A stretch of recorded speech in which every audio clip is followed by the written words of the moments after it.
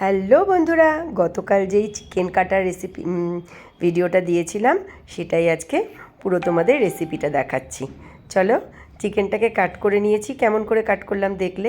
এইবারে নিয়ে নিচ্ছি বেশ খানিকটা, মানে ছোট এক বাটি মতন টক দই, তার সাথে জিরের গুঁড়ো, ধনের গুঁড়ো, লঙ্কার গুঁড়ো, কাশ্মীরি মির্চ, একটু সাদা তেল, স্বাদ অনুযায়ী নুন, তন্দুরি মশলা, তার সাথে হাফটা লেবু, সবগুলোকে দিয়ে ভালো করে, মানে পুরো গোটা লেবুই নিয়েছি, হাফ হাফ করে তারপরে চিপড়ে নিয়েছি, দিয়ে সাদা তেল দিয়ে ভালো করে এটাকে ফেটিয়ে নেব। বেশ অনেকক্ষণ ধরে ফেটাতে হবে কিন্তু। আদা রসুন পেস্ট, এটা বলিনি আগে, সব একদম দিয়ে সুন্দর করে দেখো একটা পেস্ট তৈরি করে নিয়েছি। আর হ্যাঁ, পেস্টটা তৈরি করছে আমার ছেলে, কিন্তু মানে ছেলে ট্রেনিং চলছে রান্নাবান্নার মায়ের কাছ থেকে। মা ক্যামেরা করছে, ছেলেই পুরো কাজ করছে। চিকেনটা কাটিং করে দিয়েছিলাম, যেহেতু এগুলো তো করে না, পারবে না। তারপরে চিকেনগুলোকে সব একদম মশলা ভেতরে ঢুকিয়ে ঢুকিয়ে পুরো মশলার সাথে চিকেনটাকে মাখিয়ে রেখে দিলাম। ধরো আধ ঘন্টা রাখলে খুব ভালো হয়।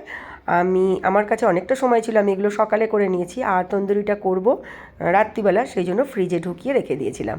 ব্যাস সন্ধ্যাবেলা চলে এসেছি কিচেনে চিকেন তন্দুরি বানানোর জন্য। ফ্রাইং প্যান গরম হয়ে গেছে, এবার একটুখানি বাটার ব্রাশ করে দিয়ে তারপরে চিকেনগুলোকে বসিয়ে দেবো। সেই দায়িত্বটাও আবার ছেলেই নিয়ে নিয়েছে। দেখো একটা একটা করে চিকেনগুলোকে ফ্রাইং প্যানে তুলে দিচ্ছে। এভাবে সবগুলোকে দিয়ে দেবে। দেওয়ার পরে চাপা ঢাকা দিয়ে গ্যাসের ফ্লেম মিডিয়ামে রেখে আস্তে আস্তে করে এটাকে একদম পুরো সফট হয়ে যাবে। এত সুন্দর কুক হবে না, খুব ভালো হয় কিন্তু এইভাবে তৈরি করলে। যে বাড়িতে তৈরি করাটা খুব ইজিও, দেখলে তোমরা।